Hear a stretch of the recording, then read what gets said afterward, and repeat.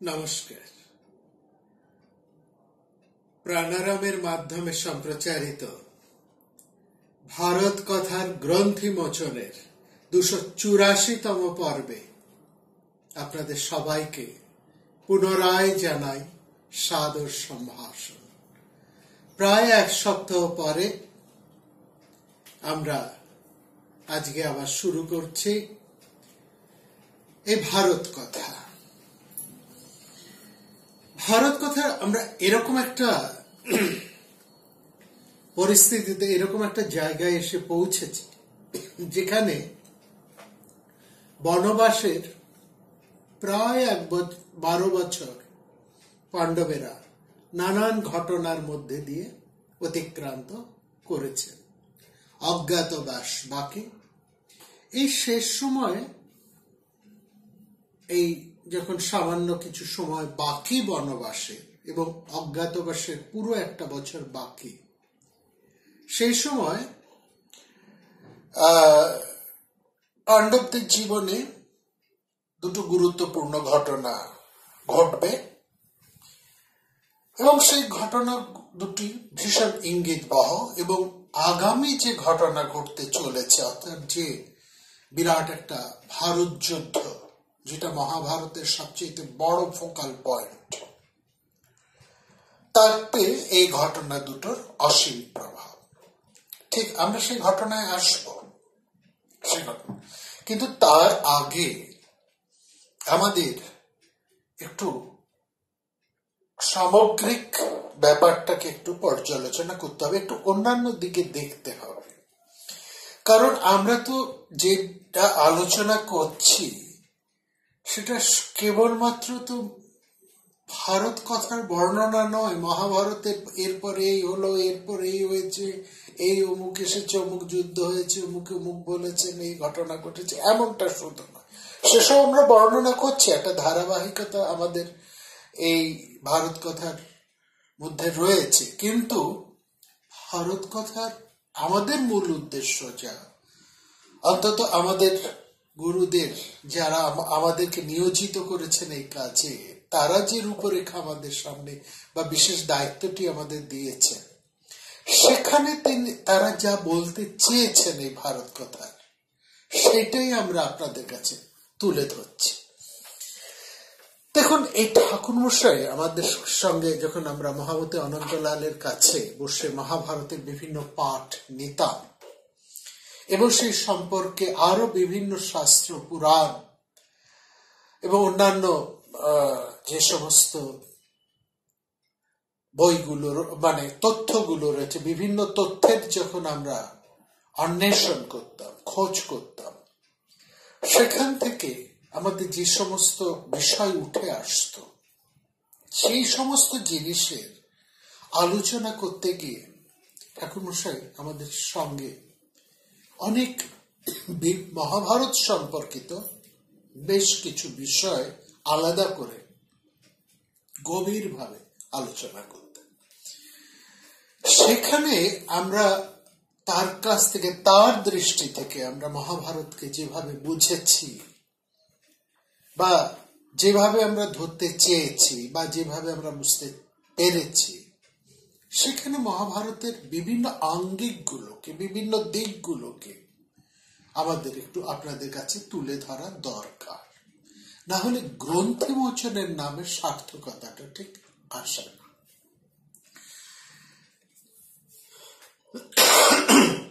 মহামতি অনন্তলাল আমাদের প্রায় বলতেন একটা কথা, এবং এটা খুব সত্যি, যে ব্যাস কবি যে মহাভারত লিখছেন, যে মহাভারত তিনি বর্ণনা করছেন, তার একটা বিশেষ উদ্দেশ্য আছে। সেই উদ্দেশ্যটা অবশ্যই ধর্ম। এবং মহাভারতকে যখন আমরা ইন্টারপ্রেট করছি, বর্ণনা করছি, সেখানে আমাদের ধর্মকে মূল গুরুত্ব দিতেই হবে। কিন্তু মহাভারত এই সঙ্গে তার জীবনবোধকে, মহাভারতীয় জীবনবোধকে এতটাই এতটাই গুরুত্ব দেয় এবং সেখানে মহাভারতে ধর্ম যেমন আছে, ধর্মের গুরুত্ব যেমন আছে, তেমনি জীবনের যে গতি সেটাও কিন্তু ভীষণ গুরুত্বপূর্ণ।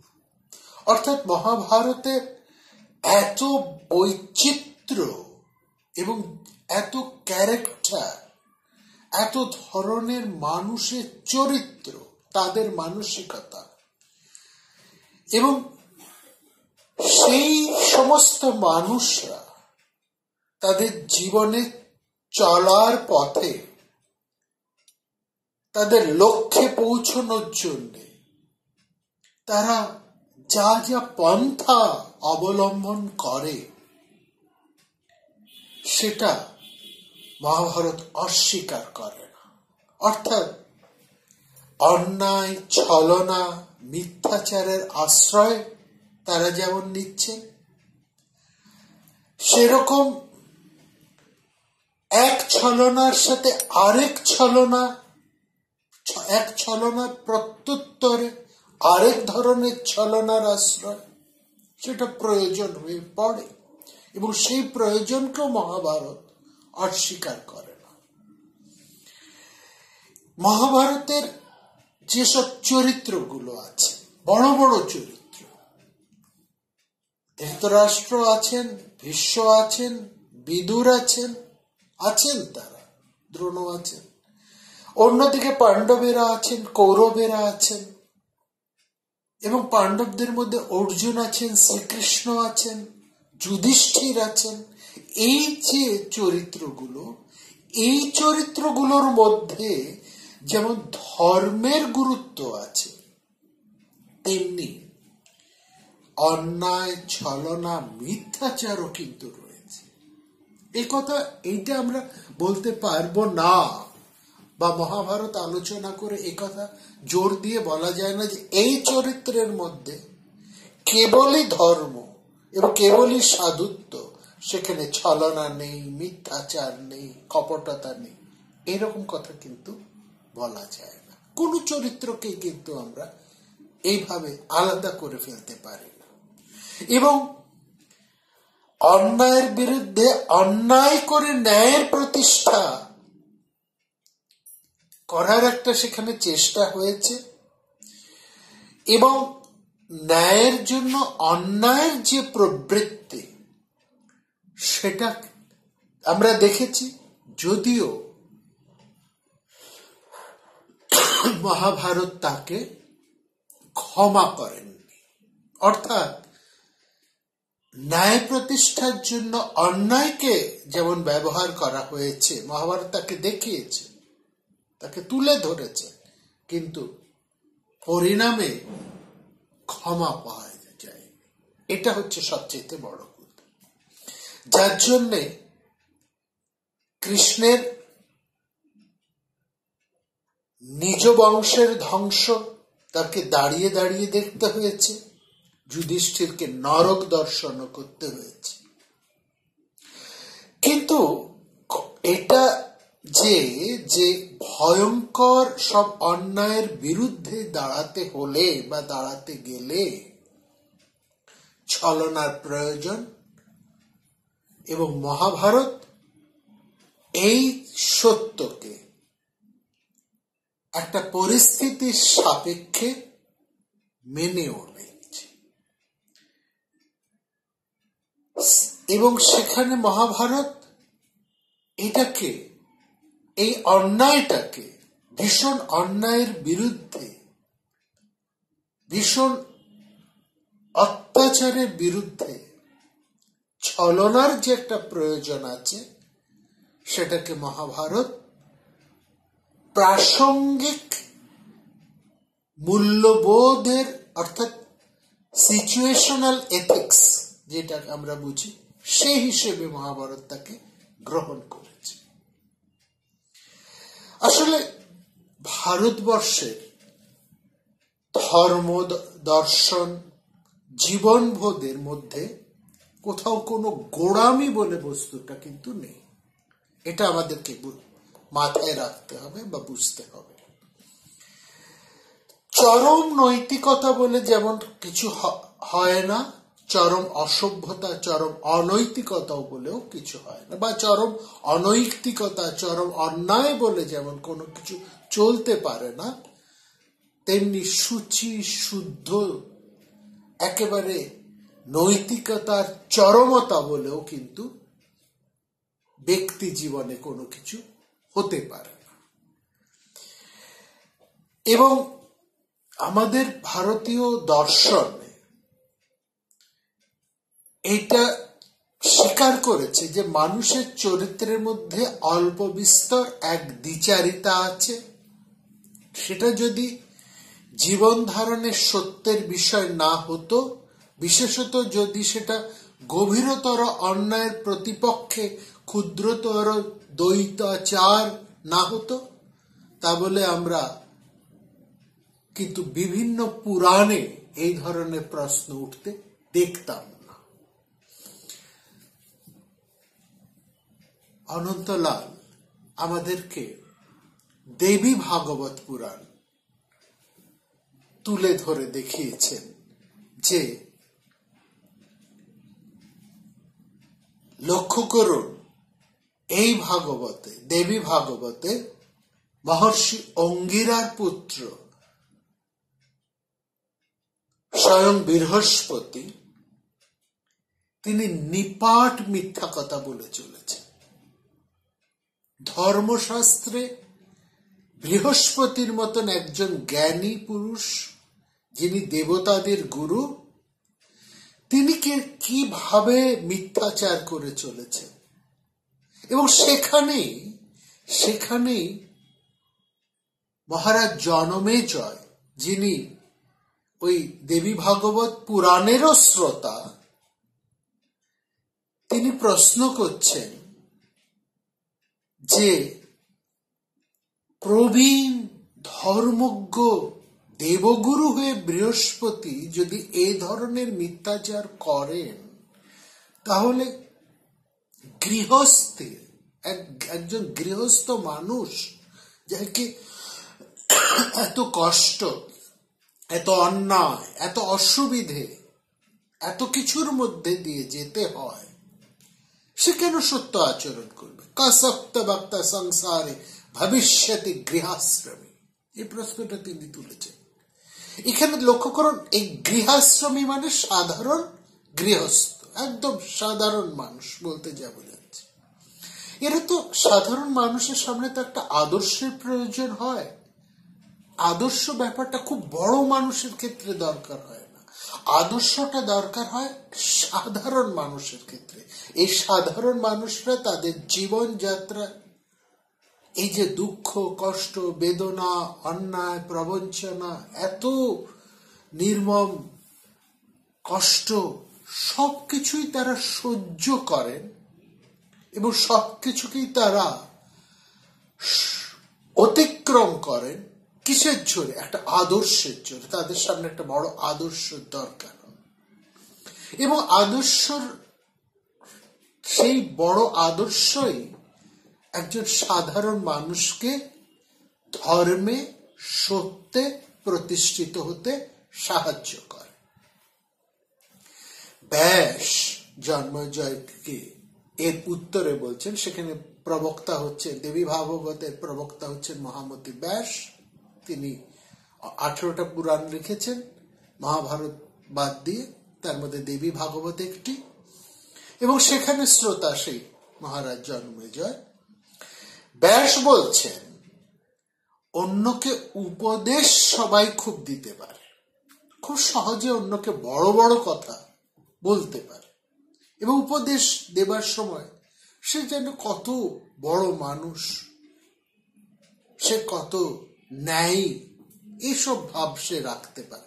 অর্থাৎ আমরা উপদেশ দেবার বেলায় খুব বড় বড় কথা বলতে পারি। খুব মারাত্মক কথাটা বলছেন ব্যাসদেব, খুব প্র্যাকটিক্যাল কথা বলছেন, এটা বুঝুন। বলছেন অন্যকে উপদেশ দেবার বেলায় আমরা খুব বড় বড় কথা বলতে পারি, খুব সৎ আমরা নিজেদেরকে প্রতিপন্ন করতে পারি, কিন্তু সেরকম যদি পরিস্থিতি উপস্থিত হয়, তার যদি স্বার্থ, যে উপদেশ দিচ্ছেন তার স্বার্থ যদি বিঘ্ন হয়, এরকম যদি ঘটনা ঘটে, তাহলে এই উপদেশ দেবার প্রচেষ্টাটাই পরিবর্তিত হয়ে যেতে পারে। বিলুপ্তি হির বিশেষণ সকার্য সমুপস্থিতিতে, খুব ভালো করে লক্ষ্য করুন, বিলুপ্তি, তার বিলুপ্ত হয়ে যায় তার ন্যায়বোধ, তার ধর্মবোধ। যিনি উপদেশ দিয়েছেন, অন্যকে বড় বড় কথা বলেছেন, সকার্য সমুপস্থিতি, তার যখন তার পরিস্থিতিটা তার কাছে এরকম উল্টো হয়ে দাঁড়ায়, তখন তার সেই বড় বড় জ্ঞান, উপদেশ, সব মূল্যবোধ সব বিলুপ্ত হয়ে যায়। এটা আমরা হামেশাই দেখতে পাই বাস্তব জীবনে। আসলে বৃহত্তর প্রয়োজনে এবং নিজের কার্য সাধনের ক্ষেত্রে বড় বড় মানুষেরাও দ্বিচারিতা করেন, মিথ্যাচার করেন, এই ব্যাপারে কোনো দ্বিমত নেই। এবং এটা যে শুধুমাত্র সাধারণ মানুষ করে তা নয়।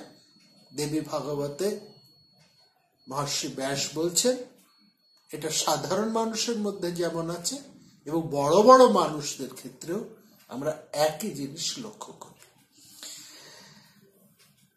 আসলে এখানে একটা উদাহরণ দিয়ে দেবী ভাগবত দেখাচ্ছেন যে অসুরদের অন্যায় অত্যাচার আর সহ্য করতে না পেরে দেবতাদের গুরু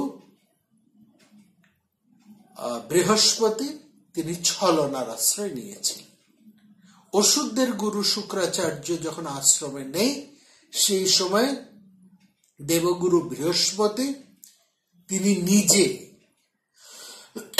শুক্রাচার্যের রূপ ধারণ করে অসুরদের কাছে এসে বললেন, দেখো আমি তোমাদের গুরু, আমি যা বলছি তোমরা তাই শুনবে। অসুরেরা সহজ সরল ভাবে কোনো কিছু অবিশ্বাস না করে বৃহস্পতিকেই তাদের গুরু বলে স্বীকার করে নিলেন। শুক্রাচার্য রূপধারী বৃহস্পতি বললেন, অসুরদেরকে বলছেন, দেবতারা যদি তোমাদেরকে মারেও তবু তোমরা দেবতাদেরকে পাল্টা প্রত্যাঘাত করবে না। লোক কি বলছেন? বৃহস্পতি ও শুক্রাচার্য সেজে এসে বলছেন, অসুরদেরকে বলছেন, দেখো আমি যা বলছি তোমরা তাই করবে, তাতেই তোমাদের মঙ্গল। কি বলছেন? যে দেবতারা যদি তোমাদেরকে মারে, অন্যায় করে তোমাদের সাথে, তোমরা দেবতাদের সাথে প্রত্যাঘাত করবে না। কারণ অহিংসাই হচ্ছে পরম ধর্ম। অহিংস পরম ধর্ম অন্তব্য হাত আতায়নি। অর্থাৎ অহিংসাই তোমরা মেনে চলবে। দেবতারা যাই করুক, অন্যায় যাই করুক, তোমরা তাদের সাথে হিংসা করবে না। এই কথাটাই শুনে জন্মেজয় এই প্রশ্নটা তুলেছে। তিনি বলছেন, এটা আপনি কি শোনালেন? শাস্ত্রের বচনে সংশয় উপস্থিত হলে তো মানুষ এই ঋষিদের কাছে, এরকম বড় বড় জ্ঞানীদের কাছে আশ্রয় নেয়, তাদের কথা শুনে তাদের কাছেই তো উপায় চান, বা তাদের কথাকেই তো প্রমাণ হিসেবে গ্রহণ করে। আর সেখানে বৃহস্পতি এইরকম ভাবে ছলনা করছেন, তিনি দেবগুরু হয়ে, প্রাজ্ঞ মানুষ হয়ে। আর শুধু মুনি ঋষি বলছে কেন, দেবতারাও তো কম কিছু জান না। ব্রহ্মা, বিষ্ণু, মহেশ্বর থেকে আরম্ভ করে এই বরুণ, ইন্দ্র, অগ্নি, সবাই তো ছলনার মিথ্যাচার কখনো না কখন করেছে। তাহলে আর মানুষেরা কি করবে? মানুষেরা তো আর কোনো উপায় নেই তাদের সামনে। তাহলে মানুষের ব্যাপারে আমরা কি বলবো? মানুষ নাঞ্চ কাহ কথা, অর্থাৎ এই এক কথাতেই দেবতা, মানব, দেবতা সবাই যেন মিথ্যাচারের এক লাইনে দাঁড়িয়ে গেলেন। কারো মধ্যে কোনো ভেদ রইল না, উচ্চ নিচ রইল না। দেবতারা সেই অনাচার করছে, মিথ্যাচার করছে, অসুরেরা তো করছেই, মানুষেরাও তো তাই করবে তাদের দেখে। এত বড় বড় যে আপনি ঋষিদের নাম নিলেন, এই যে বশিষ্ঠ, বামদেব, বিশ্বামিত্র, এত সমস্ত বড় বড় ঋষিরা, বড় বড় দেবতারা, সবাই তো কোথাও না কোনো জায়গায় ছলনা করছেন, অন্যায় করছেন। হ্যাঁ, এরা, এদের চরিত্রের মধ্যেই তো কত ত্রুটি। আর্যত্তং ভুবনেশ্বর স্থিত কুত্র মুনেবদ। ব্যাস কিন্তু সব শুনলেন জন্মেজয়ের, অনেকক্ষণ ধরে জন্মেজয়ের এই ধরনের কথা শুনলেন। জন্মেজয় একের পর এক বলছেন, তাহলে মানুষের কি উপায় হবে? এসব বড় মানুষেরা, দেবতারা যদি এরকম করে সাধারণ মানুষের, তাহলে উপায় কি? তারা কোথায় দাঁড়াবে? কি হবে? ব্যাস চুপ করে যতক্ষণ জন্মেজয় বললেন, জন্মেজয়কে অনেক কথা বলবার সুযোগ দিলেন, তিনি চুপ করে শুনলেন। তিনি জন্মেজয়ের কথার সত্যটাকে স্বীকার করলেন। স্বীকার করে বললেন যে দেখো, উপদেশ দেবার বেলায় একরকম, আর নিজে তা পালন করবার বেলায় আরেক রকম। আসলে নিজে আচরণ করে ধর্ম পালন করব, এরকম ঘটনাটা কিন্তু বাস্তবে খুব কমই ঘটে।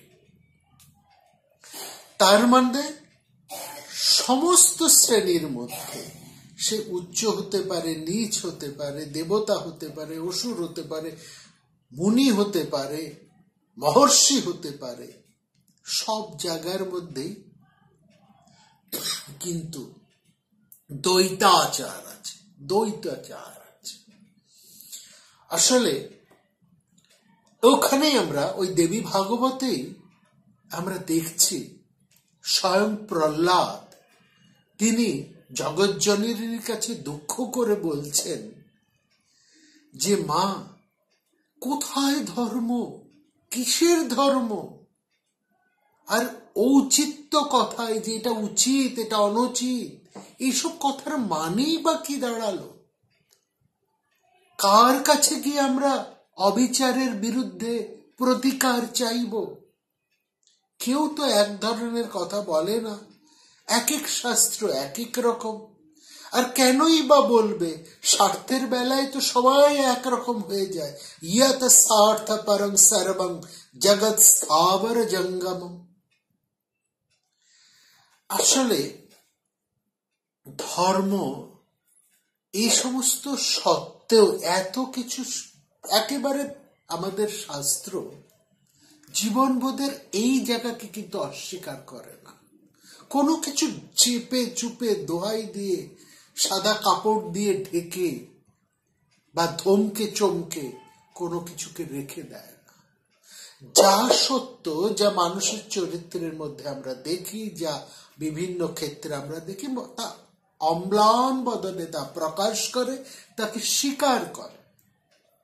স্বীকার করেও বলে যে প্রত্যেক মানুষের মধ্যে কিছু না কিছু দ্বিচারিতা আছে, যা সমস্ত পাপ সত্ত্বেও, অন্যায় সত্ত্বেও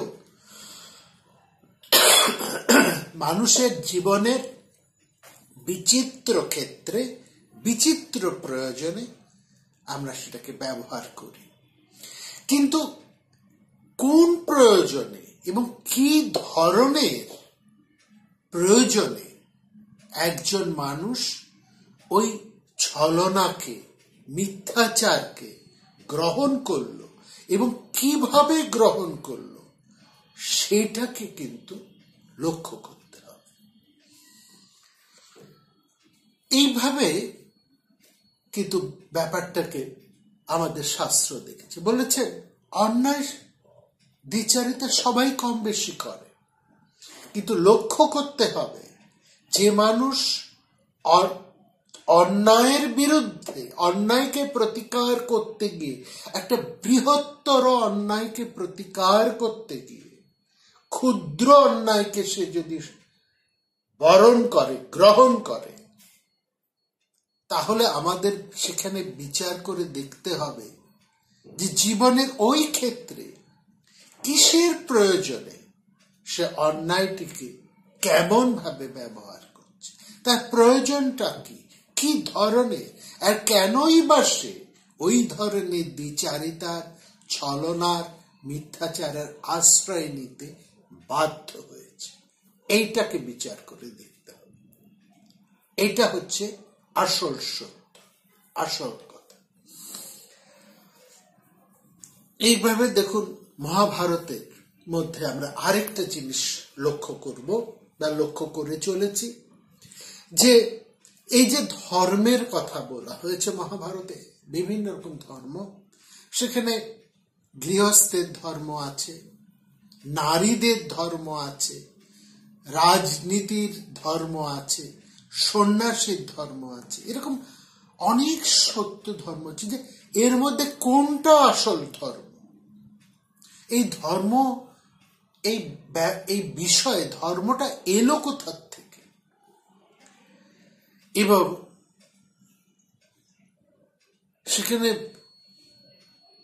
একটা কথা মহাভারত বলছে যে মানুষের জীবন চর্যার ক্ষেত্রে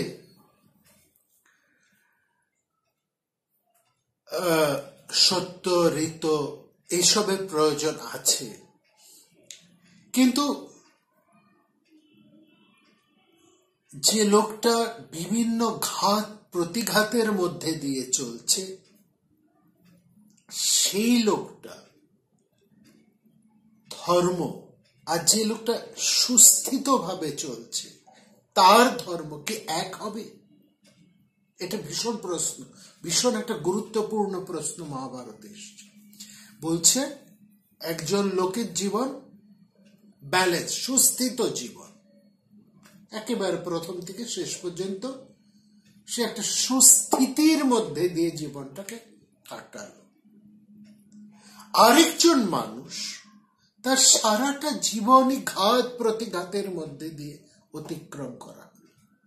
মহাভারত এখানে প্রশ্ন তুলেছে, এই দুজন মানুষের ক্ষেত্রে ধর্ম কি এক হবে? অর্থাৎ একই দৃষ্টিতে, একইভাবে সে কি ধর্মকে গ্রহণ করবে? একই রকম ভাবে সে গ্রহণ করবে? একজনের ক্ষেত্রে যা ধর্ম, আরেকজন কি তার সেইটাকেই ধর্ম বলে মেনে নিতে পারবে? अन्य धर्म समस्त विषमस्त যেসব লোক ভীষণ বিপদের মধ্যে দিয়ে যাচ্ছে, এখানে এতটাই সে বিপন্ন, যার থাকার জায়গা নেই, খাওয়ার জায়গা নেই, সেখানে সে নীতি নিয়ম, শাস্ত্রের মধ্যে যে নীতি নিয়মের কথা বলা আছে, সেই নীতি নিয়ম তার জীবনে কতটা কাজে আসবে? আপদস্তু কথং শক্কা পরিপাঠেন বেদিতুম। এই প্রেক্ষিত থেকে কিন্তু মহাভারতের রাজনীতির কথা, মহাভারতের রাজনীতির ধর্মের কথা কিন্তু আরম্ভ হয়েছে।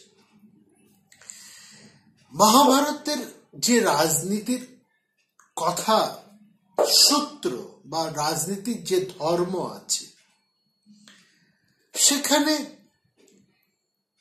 যেমন পারিবারিক টানাপোড়েন আছে, সেখানে যেমন রাষ্ট্রীয় একটা ভীষণ সংঘাত আছে, সেখানে মানুষের জীবনচর্চা এবং তার আদর্শ কেমন হবে বা কিরকম হতে পারে, মহাভারত তার একেবারে গভীর বিশ্লেষণাত্মক আলোচনা করেছে। অর্থাৎ বাস্তবকে মহাভারত কিন্তু কখনোই অস্বীকার করে না। এই কথা গুলোকে স্বীকার করেও আমরা বলতে পারি এটা, যে মহাভারতের এই যে 18টা অধ্যায়, এই 18টা অধ্যায় জুড়ে যে একটা রাজকাহিনীর, একটা রাজ পরিবারের কাহিনী যে বলে চলা হয়েছে, একটা মহাভারতীয় পরিবারকে, রাজ পরিবারকে সামনে রেখে যে ঘটনাস্ত্র এগিয়ে গেছে, সেখানে একটা বাস্তবতা আছে। বাস্তবতাটা কি সেটা বুঝতে হবে। সেটা হচ্ছে এই, সেখানে স্বার্থান্বেষিতা আছে, সেখানে রাজ্যের প্রতি লোভ আছে, সেখানে রাজ্য শাসনের অর্থাৎ শাসকের শাসন যন্ত্রকে নিজেদের স্বার্থে ব্যবহার করার যে প্রবণতা সেটা আছে, এবং সেখানে এই স্বার্থ এতটাই ভয়ঙ্কর যে সেখানে প্রজাহিতৈষী কোনো শক্তিকে সে উঠতেই দেয় না, দাঁড়াতেই সে দেয় না। কিন্তু একজন আদর্শ মানুষকে যদি এর পরিবর্তে, এদের বিপরীতে, এর পরিবর্তে না, এই স্বার্থান্বেষীদের বিপরীতে দাঁড়িয়ে লড়াই করতে হয়, তাহলে সেই মানুষটির পক্ষে কি শিষ্ট জনসম্মত আদর্শ ন্যায় নীতি সবসময় মেনে চলা সম্ভব? সেখানে তো প্রয়োজনে প্রতিশোধের অঙ্গীকার নিতেই হবে, সটের বদলে সটতার আশ্রয় নিতেই হবে। কারণ সটতার বিরুদ্ধে তো কেবলমাত্র ধর্মের মন্ত্র উচ্চারণ করে চলা যায় না। এইখানে এই বাস্তবতা, এই রাজনীতি বাস্তবতার মধ্যে দিয়ে মহাভারত ধর্মের সাথে অর্থকেও গভীরভাবে যুক্ত করে দিয়েছে। রাজ প্রয়োজনের সিদ্ধিতে রাজার সমৃদ্ধি যেমন প্রধান, সেখানে আদর্শগত ধর্মের নীতি যেমন প্রশ্ন চিহ্নের সামনে আসে, এবং সেখানে এইটাও প্রশ্ন ওঠে বা এইটাকেও, এই নীতিকেও সেখানে প্রাধান্য দিতে হয়, স্বীকার করতে হয় যে অনৈতিকতা, প্রবল অনৈতিকতা, প্রবল সটতার বিরুদ্ধে কেবলমাত্র ন্যায়নীতি শাস্ত্রের ধর্ম মার্গে চললে তাকে প্রতিহত করা যায় না। সেই জন্য মহাভারত শুরুই করেছেন একটা কথা দিয়ে, যে এটা ধর্মশাস্ত্র, অর্থশাস্ত্র, কামশাস্ত্র এবং অবশেষে মোক্ষশাস্ত্র। এইটা হচ্ছে বোঝার কথা। কেবল ধর্মশাস্ত্র নয়, মহাভারত অর্থশাস্ত্র, কামশাস্ত্র এবং মোক্ষশাস্ত্র বটে।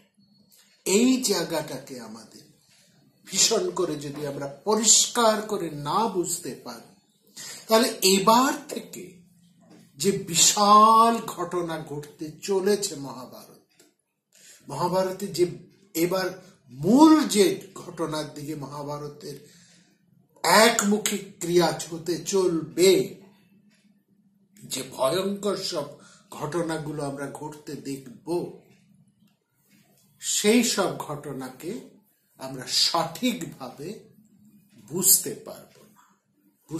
এই বুঝতে হলে আমাদেরকে মহাভারতের একদম গোড়ায় উচ্চারিত এই শ্লোকটির অর্থকে পরিষ্কার করে বিশ্লেষণ করে বুঝতে হবে। আর ঠিক এই শ্লোকের মধ্যেই মহাভারতীয় রাজনীতির সামগ্রিক তাৎপর্য লুকিয়ে আছে। সেটি হচ্ছে, এটি ধর্মশাস্ত্র, অর্থশাস্ত্র, কামশাস্ত্র এবং পরিশেষে মোক্ষশাস্ত্র।